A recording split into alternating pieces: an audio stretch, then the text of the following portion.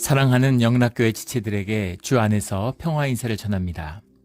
오늘은 2022년 10월 21일 금요일입니다.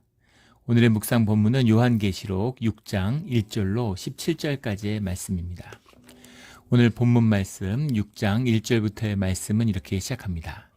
내가 봄에 어린 양이 7인 중에 하나를 떼시는데 그때 내가 들으니 내 생물 중에 하나가 우레소리같이 말하되 오라 하기로. 5장에 나왔던 이제 그 두루마기 7봉인에서 이제 첫 번째 봉인이 열리는 겁니다.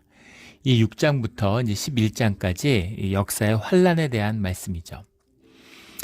현상에서 일어나고 있는 우리가 경험하게 되는 현상에서 경험하게 되는 본질의 세계의 섭리가 실제화되는 현상의 이야기, 환난이죠. 마지막 때에 대한 환난의 이야기입니다. 환난의 이야기는 상당히 구체적으로 많이 이야기가 나오지만 사실은 전체 계시록의 관점에서 보면은 사실은 가장 비중이 낮은 부분입니다.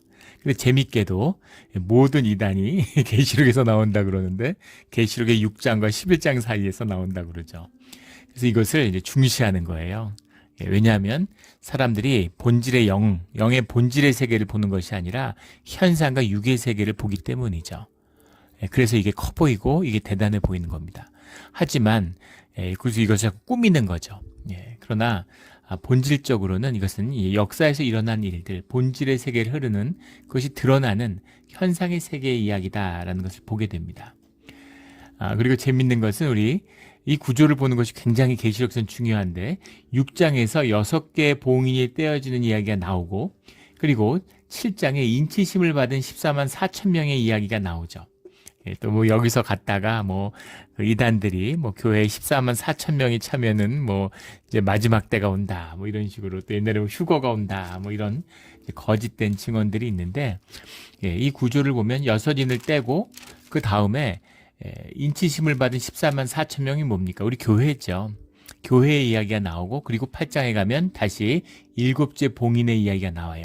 그리고 7 나팔의 이야기가 시작되고 7 대접의 이야기가 시작됩니다. 7 봉인, 7 나팔, 7 대접으로 역사가 끝을 맺게 되는 것이죠.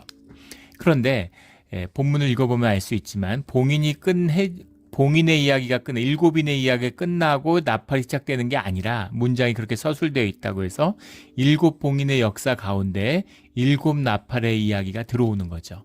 7 나팔의 이야기와 7인의 이야기가 섞이는 겁니다. 그리고 그 마지막에 7 대접의 이야기가 다시 얽혀들게 되는 거죠. 소용돌이 치는 그런 것과 같아요. 그 사이를 본질의 역사, 움직이지 않는 주님의 본질의 역사가 꿰뚫고 있다라는 것을 증거하는 것이죠. 그럼 그 꿰뚫고 있는 섭리가 무엇이냐라고 본다면 7 봉인에서 앞에 6 봉인의 것은 세상의 환란을 의미하는 겁니다. 세상의 환란이 더해 갈수록 세상의 환란이 점점 더 심해질수록 그 사람들 고난이 땅에 차오르고 신음소리와 고통소리가 커지는 거죠. 그런데 그것이 광야의 길이고 그것이 주의 백성의 연단이다라는 겁니다. 그 연단이 계속 이루어져서 6 봉인이 해제된 다음에 주님의 은혜를 받은 그 안에 순교의 보혈로 일어나게 되는 교회의 역사가 있다. 앞에 있는 6개의 봉인의 역사가 의미하는 것은 무엇이냐면은 주님의 자녀들을 순교로 인도한다라는 거예요. 이런 것들이 우리 믿는 사람들, 또 믿음이 연약한 사람들을 어렵게 하는 거죠.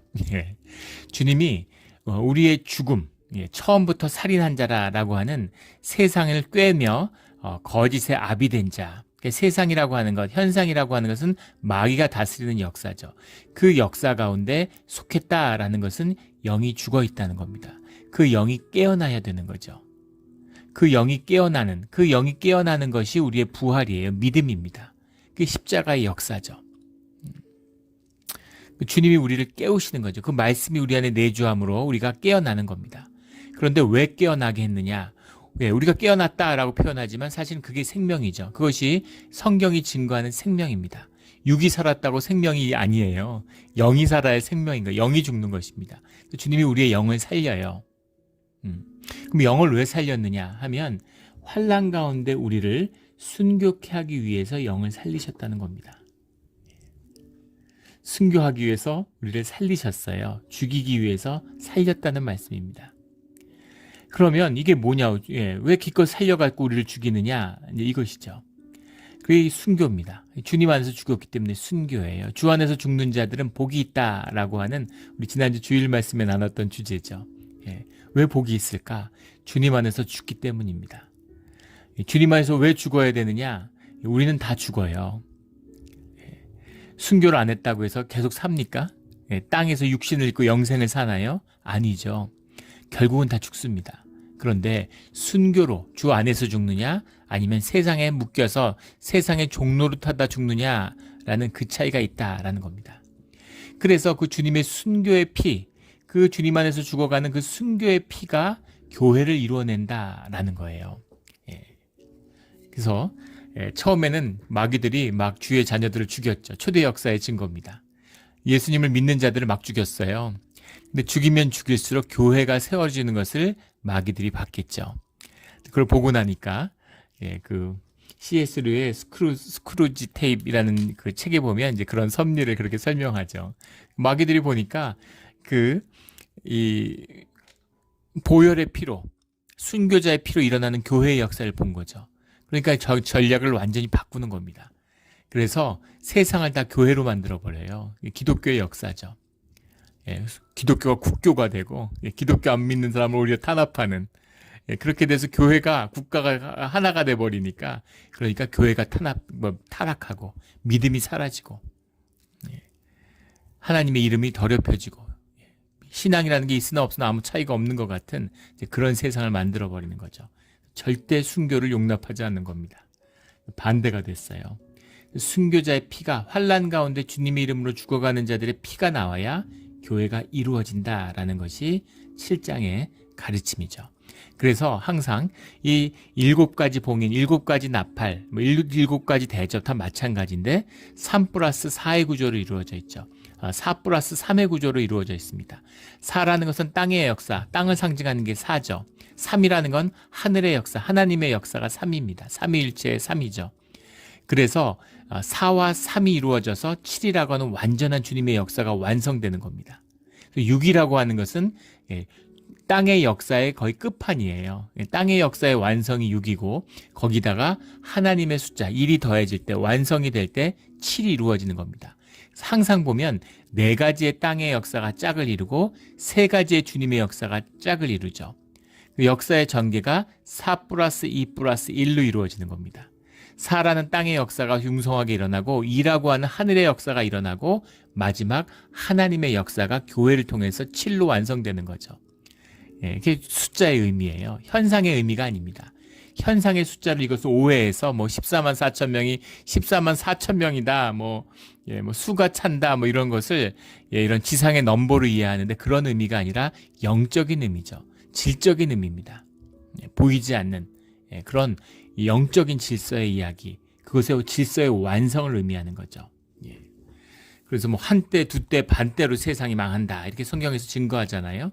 그 세상의 역사의 본질이죠.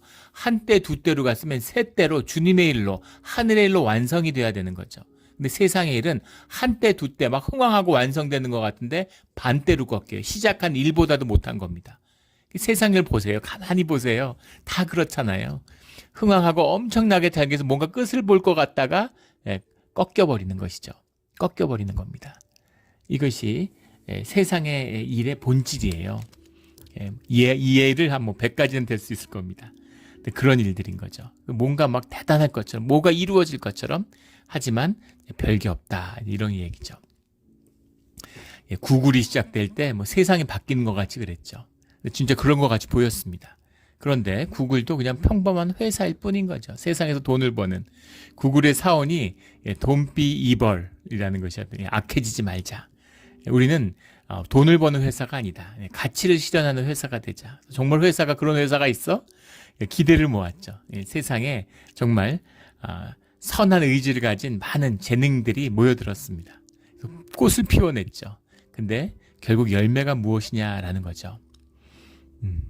돈비 이벌이라고 하는 이제 그걸 없애버렸대요. 세금 안 내려고 아일랜드에다 회사 만들고 전 세계에다가 회사를 만들어가지고 온갖 나쁜 짓을 하다가 그래도 양심의 가책이 있었는지 그 이제 비 이벌로 바뀐 거죠. 돈비 이벌이라는 걸 없앴다 그러더라고요. 테슬라가 뭐 세상을 바꿀 것처럼 뭐 이랬는데 지금 판매가 꺾이고 지금 굉장히 위기를 맞고 있죠. 주가가 꺾이고. 또 설령 그것을 많이 팔아서 두 때를 이룬들 무슨 의미가 있겠습니까? 결국 끝은 반대로 무너지는 것이다. 이게 현상의 모든 본질이에요. 그러나 하나님의 역사는 4+3으로 이루어지는 것이죠. 7로 완성을 보는 것입니다. 그래서 주님의 제자들은 땅에 있죠. 4입니다.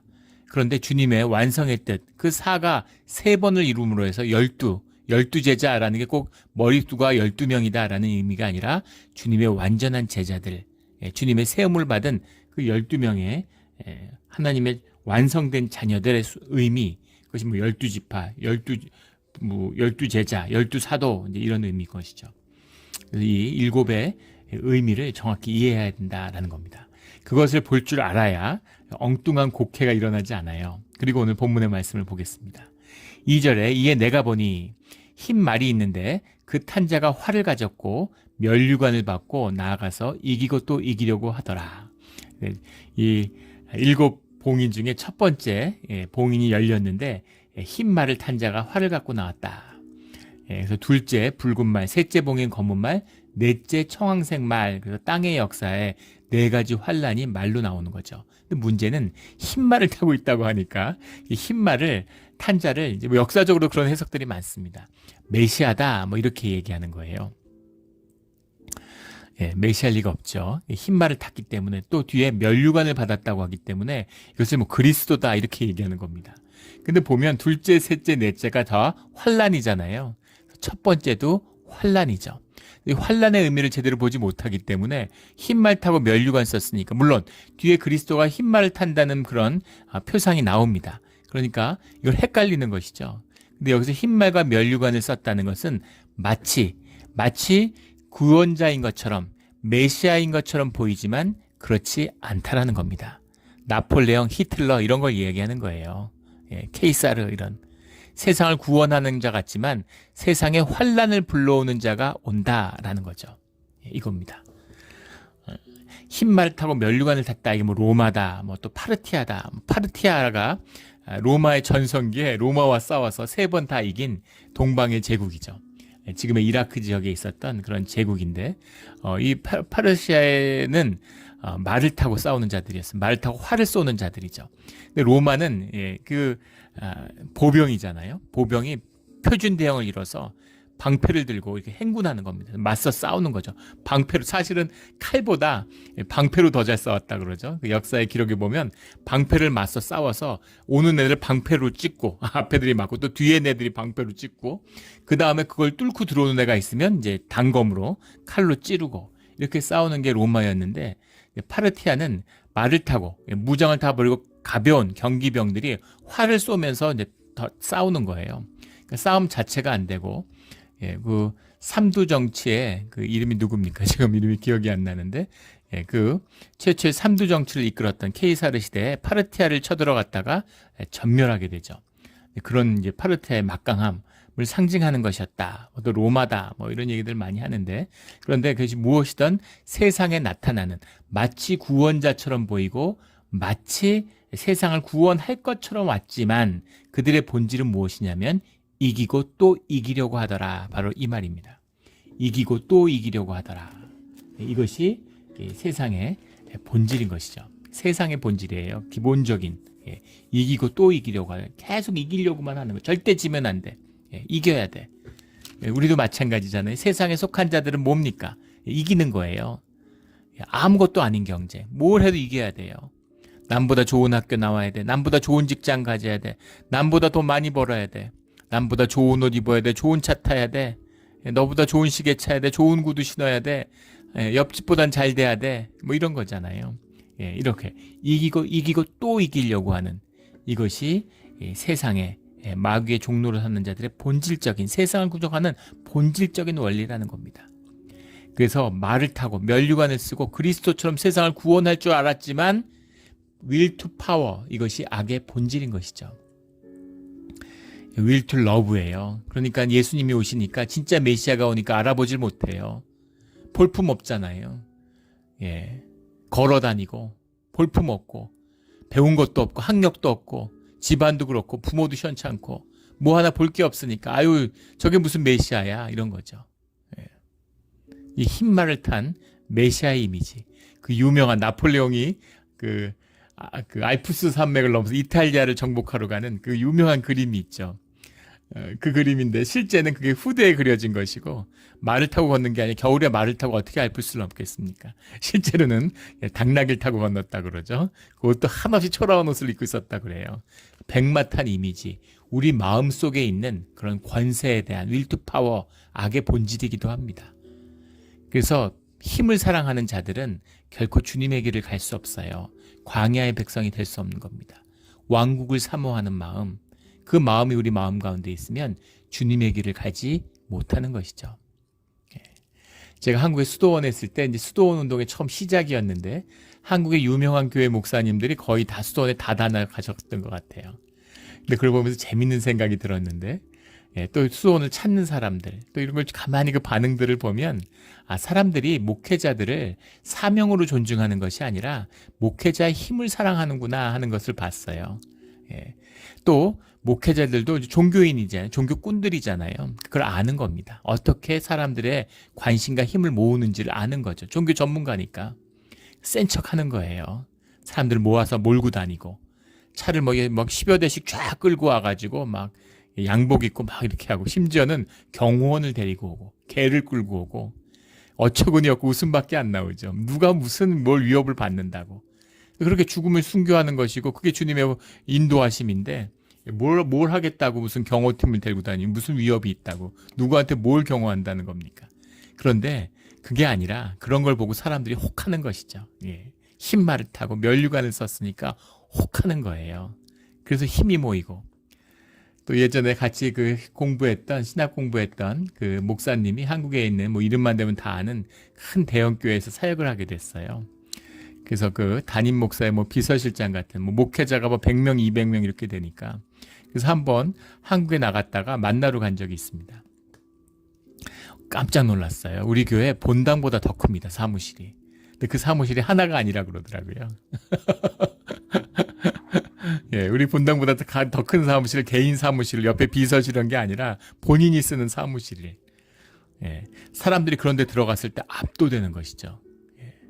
뭔가 대단한 사람이구나. 현상을 꾸미는 will to power로 압도하는 것이죠. 이게 바로 흰말의 핵심이에요. 세상의 환란의 시작이 흰말로 시작된다는, 이기고 또 이기려고 하는, 세상에서 이기고 세상에서 성공하고 세상에서 잘 되려고 하는, 이것이 세상의 첫 번째 시련의 시작이다. 세상에서 이기려고 하지 말고 주님 뜻 가운데서 광야의 길을 걷는 주의 자녀들이 되기를 주의 이름으로 축원합니다. 이게 복된 것이라는 거예요. 이게 진짜라는 겁니다. 3절에 둘째인을 떼실 때 내가 들으니 둘째 생물이 말하되 오라 하니 이에 다른 붉은 말이 나오더라. 붉은 말이라고 하는 건 늘 심판과 환란을 의미하는 거죠. 그 탄자가 허락을 받아 땅에서 화평을 제하여 버리며 평화를 없애버린다는 겁니다. 세상이 전쟁터로 변한다는 거죠. 지금 이 말세했다라고 얘기하는 것은 보면 알잖아요. 빌런들의 천국이 되고 있어요. 그 빌런들이 괜히 나왔겠습니까? 그 사회에서는 영웅인 거예요. 영웅을 대망하는 사회입니다. 흰말 탄 사람을 간절히 원하는 거예요. 영웅이 왔으면. 그런데 그것이 세상 재앙의 시작이고 세상에서 화평을 제하는 역사가 일어난다는 거죠. 전쟁이 막 일어나요. 지금 온 세상을 보는 것 같지 않습니까? 옛날에 꿈도 꾸지 못했던 전쟁이 한 나라가 한 나라를 일방적으로 침략하고 지금 우크라이나 러시아가 전쟁을 하는데 핵탄두를 쓰니 많이 하는 얘기가 나옵니다. 황당하지 않습니까? 핵탄두를 쓰면 어떻게 대응할 건가? 뭐 이런 걸 하고 핵탄두 모의 훈련을 하고 핵을 쓸 거다 뭐 이런 얘기들이 나와요. 중국이 대만을 곧 침략할 수 있다. 내년이 흘러가기 전에 침략할 거다. 뭐 이런 얘기를 미국의 인도 태평양 사령관이 경고를 했죠. 러시아가 우크라이나를 침략할 거라고 미국 대통령이 경고했는데 그때는 아무도 안 믿고 다 그렇게 받아들이지 않았어요. 심지어 러시아가 우크라이나를 침략하는 날도 이번에 뭐 그 워싱턴 포스트인가요? 그래서 특집 기사가 굉장히 장편으로 실렸는데 미국 저널리즘의 힘을 봤습니다. 야, 정말 미국의 취재는 이런 것이구나 하는 걸 봤는데, 예, 독일 첩보부의 수장이 그 전쟁이 일어나는 날 키이우에 있었다는 거잖아요. 전쟁이 일어나는 줄 모르고 그 당일날도 절대로 러시아는 우크라이나를 침략하지 않는다고 우크라이나 대통령한테 이야기하고 있었다는 거예요. 아무것도 몰라요. 어떻게 그럴 수가 있을까요? 예. 서방에서 독일의 전통적으로 냉전 시대부터 가장 동독이 있었으니까 소련에 대한 러시아에 대한 첩보를 가장 많이 가지고 있는 것이 독일입니다. 근데 독일도 전혀 몰랐다는 거죠. 그런 일들, 있을 수 없는 일들이 일어나는 세상, 화평을 제하여 버린 세상, 그것이 우리가 살고 있는 이 현상의 세계다. 이것이 재앙의 시작이다라는 거죠. 5절에 셋째 인을 떼실 때 셋째 생물이 말하되 오라 하기로 내가 보니 검은 말이 나오는데, 검은 말은 늘 그렇듯이 재앙이죠. 재앙입니다. 거대한 재앙, 살 길이 없어지는. 근데 그 검은 말이 손에 저울을 가졌더라, 이 얘기죠. 6절에 한 데나리온의 밀 한 대요, 한 데나리온의 보리 석 대로다, 이렇게 얘기하고 있어요. 한 데나리온의 밀이 한 대다. 한 데나리온이라고 하는 것은 이제 은전의 명칭이죠. 근데 은전으로 밀을 사서 쓰고 은전으로 달아서 보리석 석대를 산다. 보리석대 밀 한 대, 이건 이제 작은 양이잖아요. 빵을 만들어 먹는. 그런데 그것을 은으로 달아 사야 되는 엄청난 인플레이션이 온다, 이런 얘기죠. 돈이 값이 없어지고 식량이 귀해져서 식량이 귀하다는 게 무슨 얘기예요? 먹고 살기가 힘들다는 얘기죠. 지금 막 그 빵값이 막 뛰고, 밀값이 뭐 2배, 3배 뛰니까 모든 음식값이 다 들썩이고 있죠. 미국은 그나마 지금 뭐 8, 9%에서 미국의 인플레이션을 미국에서 돈을 풀어서 만들었는데 전 세계로 인플레이션을 수출하고 있죠. 강달러를 하고 세계 달러를 끌어들여서. 정말 그 사악하고 간악하기가 정말 세상의 지혜가 이럴 수가 없죠. 전쟁이 나고 세상이 어지러워지니까 전 미국이 찍어낸 달러의 절반이 해외에 나가 있습니다. 그러니까 전쟁이 나니까 달러들이 미국으로 돌아오잖아요. 또 강달러를 쓰니까. 그러면서 자산시장, 부동산, 이런 무슨 주식시장 이런 건 지키고, 그 다음에 시장의 돈은 당겨서 흡수해가지고 물가는 안정시키고, 미국은 괜찮죠. 근데 세계가 고통스럽고 죽어나고 있죠. 지금 뭐 20개국이 부도가 나네, 40개국이 부도가 나네 이러고 일본, 뭐 영국 이런 나라가 흔들흔들합니다.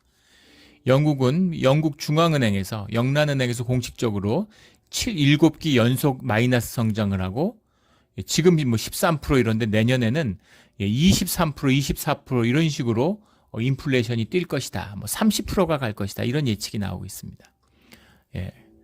영국이 흔들흔들해요. 지금 이런 상황입니다. 대한민국은 어떻게 될까요? 정말 촛불, 태풍 앞에 촛불 같은 그런 신세죠. 지금 일본도 흔들흔들하고 이런 상황이 있습니다. 엄청난 환란이 오는데 그 본질적인 역사가 뭐냐면 먹고 살기가 힘들어지는, 가난한 사람들이 죽어나는 거예요. 인플레이션이 일어나면 가난한 사람들은 죽습니다. 지금 미국도 심하지 않다고 하지만 우리 뭐 한 2년 전하고 비교하면 산호세 같은 데 가면 월남국수, 베트남 타운에 월남국수가 한 2배 됐어요. 예전에는 월남국수 뭐 이런 만나면 앞에 뭐 월남 쌈도 좀 시키고 뭐 이런 거, 그런 걸 좀 시켜가지고 앞에 전체 에피타이저를 먹었는데 지금 이제 에피타이저 안 먹고 월남 국수만 먹어도 예전보다 훨씬 비쌉니다. 값이 2배예요. 가난한 사람들은 죽어나는데 감람류와 포도주는 해치지 말라 하더라. 이게 참 비참한 얘기죠. 이 환란을 일으키는 이 검은 말의 속성을 보여주는 겁니다. 감람류와 포도주는 해치지 말라. 이게 무슨 얘기일까요? 감람류와 포도주는 고급 음식의 대표인 거죠.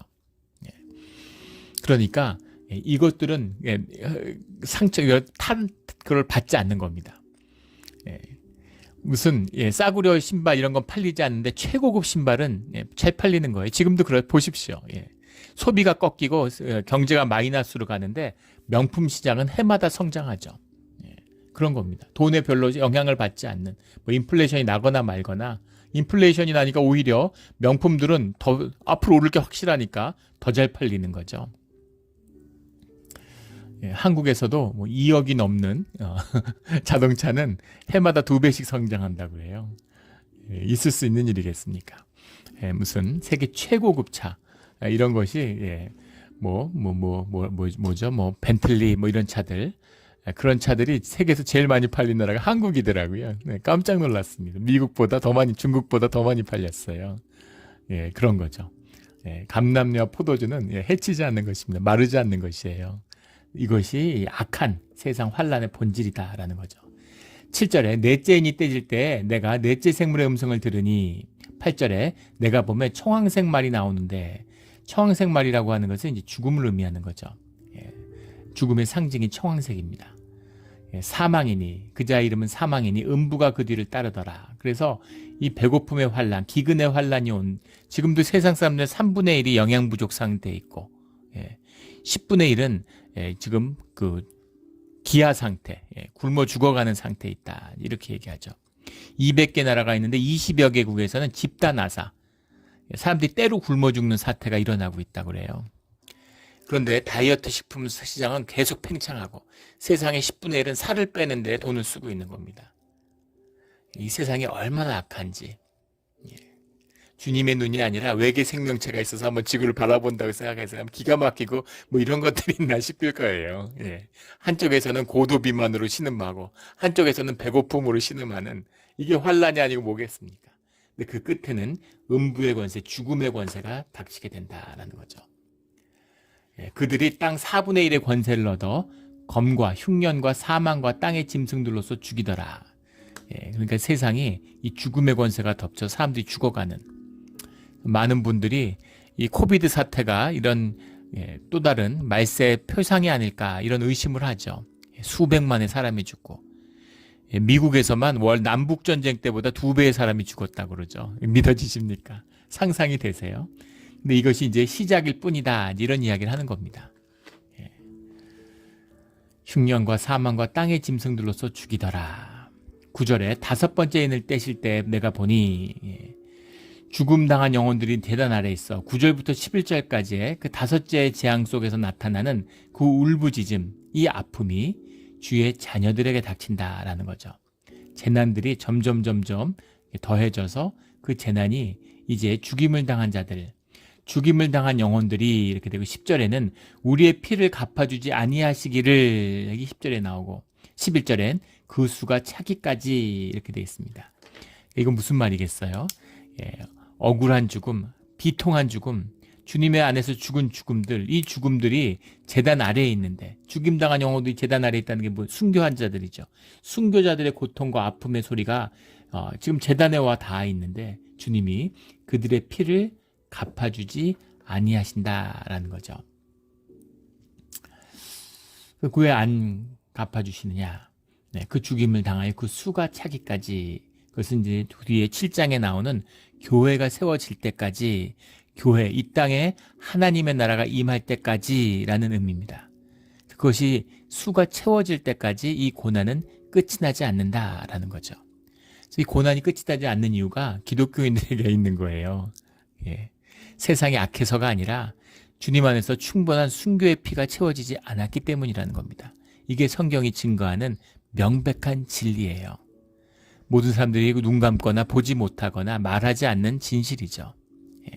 그래서 그 환난 가운데 이 광야의 길을 통해서 숨금과 같이 정금과 같이 되어져 나온 그런 순교자의 피를 주님이 받으신다라는 겁니다.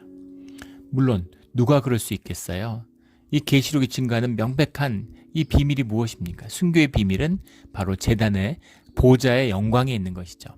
4장에 나오는 보좌의 영광을 보는 자들이 주 안에서 죽음을 맞이하는 겁니다. 그래서 그 영광을 묵상해야 되는 거예요. 하늘 보좌의 영광을 봐야 되는 겁니다. 이게 오늘날 신앙의 핵심이에요. 그걸 보는 자들만이 환난을 이겨낼 수 있고 환난에서 환난 가운데 살아갈 수 있기 때문입니다. 아주 시리어스하고 심각한 목숨을 거는 이야기예요. 이게 오늘 우리 신앙의 이야기입니다. 이게 아직 턱 밑에 우리 뚝에 서기 전까지는 홍수가 범람할 때까지도 뚝에 서기 전까지는 그 위험을 모르는 거죠. 뚝에서 1m만 뒤에 서 있어도 범람의 위험을 보지 못해요. 환란이 오고 있는, 배가 침몰하는데 배 위에서 도박을 하면서 돈 따겠다고 혈안이 되니 이기고 또 이기려고 하더라. 이기면 뭐합니까?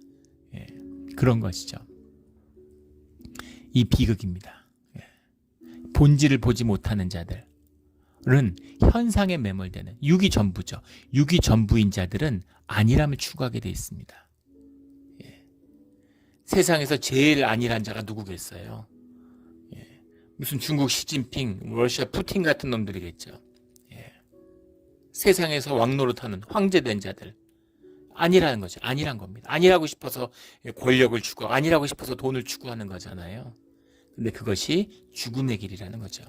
희망이 없는 길이라는 겁니다. 주님이 인도하시는 길은 이 환난 너머에 영혼의 세계를 살고 있는 생명의 세계를 살고자 하는, 생명을 보는 자들은 고난의 길, 광야의 길을 걷게 된다.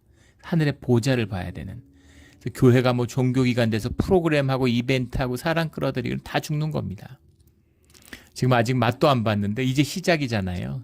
코비드 한번 잠깐 와서 한 1, 2년 훅고 가니까 지금 교인들, 미국도 마찬가지고 한국도 마찬가지, 교인의 한 절반이 줄었다고 하죠. 예, 이제 시작입니다. 바벨론의 유수가 끝났을 때는 교회에 100분의 3이 남았다고 그러죠. 예, 그것이 예루살렘에 돌아온 남은 자들이에요. 물론 뭐 10분의 1이라고 얘기하지만 상징적인 의미라고 그랬죠. 실제로는 한 100분의 2, 3 정도가 남았다고 합니다. 남은 자의 역사가 시작되는 것, 이것이 말세의 환난의 비밀입니다. 하늘의 보좌의 영광을 본 자들을, 그것을 아는 자들은 광야의 길에서 주님의 뜻에 따라 살아간다는 거죠. 그 길을 끝까지 간다는 겁니다. 그 길을 끝까지 가는 우리가 되기를, 우리 몬트레 영락교회가 되기를 주의 이름으로 축원합니다. 이걸 보는 자들은 앞에 왜 7교회가 나왔는지, 7교회라는 게 현실의 교회잖아요. 찌질한 교회잖아요. 물론 칭찬받은 교회도 있지만 빌라델비아 교회처럼 기본적으로 다 부족하고 찌질해 보이죠. 세상 눈으로 보면 말할 것도 없겠죠. 예, 오히려 라오디게아 교회처럼 부요하게 보이는 교회가 야단을 맞았잖아요. 그런데 칭찬받고 야단받고가 아니라 하나님의 몸된 교회가 순교자의 피로 이 땅에 이루어진다는 거예요. 그것이 교회의 비밀입니다. 현상이지만 본질이죠. 종교의 껍데기를 쓰고 있지만 신앙의 본체를 이루는 주님이 함께 하신다는 겁니다. 그 주님의 임재가 풍성해지는, 그 교회가 세워지는 비밀이 순교자의 피에 있다라는 거죠. 예. 순교자의 피라는 게 무슨 그런 게 아니에요. 무슨 내가 예수 믿고 고생했다 뭐 이런 게 아닙니다. 예. 주님의 뜻과 하나 되는, 그것이 세상의 환난을 헤쳐가는 그 모험의 이야기인 거죠. 광야의 길을 의미하는 겁니다. 12절에 내가 보니 6째 인을 떼실 때 큰 지진이 나며 해가 검은 돌로 짠 상복같이 검어지고 달은 온통 피와 같이 되며, 앞에 나온 재난의 이제 완성, 그 끝을 보는 게 6번째 봉인, 땅의 역사의 끝이라는 겁니다. 그 끝이 왔을 때, 그 마지막 세상의 환난이 그 극에 달하고 끝을 이루었을 때 그 앞에서 교회의 역사가 일어난다는 거죠. 교회의 역사가 이루어진다는 겁니다. 그게 7장에 나오는 인치심을 받은 14만 4천 교회의 비밀이죠. 근데 그 앞에서 16절에 보면 15절에 땅의 임금들과 왕족들과 장군들과 부자들, 세상의 강한 자들이잖아요. 그들이 16절에 산들과 바위에게 말하되 그 어린 양의 진노에서 우리를 가리라, 이렇게 얘기하는 거죠. 산과 바위가 뭘 가리겠어요. 근데 산과 바위에게 소리치는 거죠. 우리 좀 살려줘. 엉뚱한 데 가서. 예. 세상에서 별점 보고 뭐 타로점 보고 요새 그런 게 그렇게 잘 된다는 거 아닙니까? 예. 하나님의 말씀은 귀 기울이지 않아요. 세상이 어두워져서.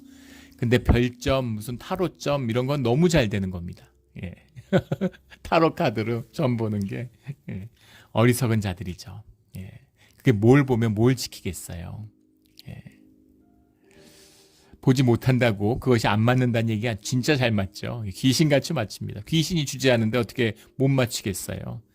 그리고 거기에 자신의 삶에 생명을 묶는 거죠. 죽은 자들만이 하는 짓입니다. 생명이 있는 자들은 절대 그렇게 하지 않아요. 세상에 어떤 사람이 맛이 궁금하다고 호기심이 왕성해서 똥맛 보는 사람이 있습니까? 그런 사람은 없죠. 그걸 끊어야 되는 겁니다. 산들과 바위에게 말하되 어린 양의 진노에서 우리를 가리라. 본질을 봤어요. 고난이 너무 차오르니까 뭐가 있다는 걸 알아요. 그런데 어린 양의 진노에서 산들과 바위에게 가려다고, 왜 그럴까요? 생명을 보지 못하기 때문에, 생명을 받아들이지 못하기 때문에, 생명이 없기 때문입니다. 현상이 전부예요. 육이 전부예요. 그러니까 6번째 봉인이 해제됐을 때에도 오로지 살겠다는 거예요. 죽지 않고 살길 바라는 거예요. 예. 영원한 세계를 가고 죽음 뒤에 부활로서 주님을 영접하겠다는 마음이 아니라 어떻게든 살아. 어떤 세상이 오든 상관없어. 지구상에 80억 중에 8만 명만 살아남아도 난 살았으면 좋겠어. 세상이 지옥이 되고 핵전쟁이 나서 방사능 낙진이 다 덮여서 지옥같이 변해도 그래도 죽는 것보단 산 게 낫지. 예. 똥밭에 굴러도 뭐 살아있는 게 뭐 낫다. 뭐 예전에 우리말에 그런 말 있잖아요. 그런 거죠. 이것이 생명을 잃은 자들, 세상에 속한 자들의 본질입니다. 예, 주님의 이 신앙의 하늘 보좌를 보는 이 깊은 비밀, 이 비밀을 만나서 진짜 신앙을, 진짜 생명을 사는 우리 모두, 내 자신, 우리의 자녀들, 몬트레 영락교회가 되기를 예수 그리스도 이름으로 축원합니다. 아멘. 함께 기도드리겠습니다. 하나님 아버지 감사합니다. 주님의 이 귀하고 아프고 무거운 말씀을 제대로 받을 수 있을지, 제대로 전할 수 있을지 두려워서 말씀을 피하다가 이제 6년이 차고 7년 차에 이 말씀을 나누게 되었습니다. 주님의 때가 되었고 말씀을 받을 준비가 되었다고 믿습니다. 우리는 할 수 없사오나 주님은 하실 수 있사오니 주여 아버지여 말씀으로 살아가는 눈이 떠지고 부활의 생명을 맞이하는 그런 우리 신앙의 자리가 되게 하여 주시옵소서. 오직 주님만을 믿으며 주께 모든 것을 의뢰하며 감사하며 예수 그리스도의 이름으로 기도드렸습니다. 아멘.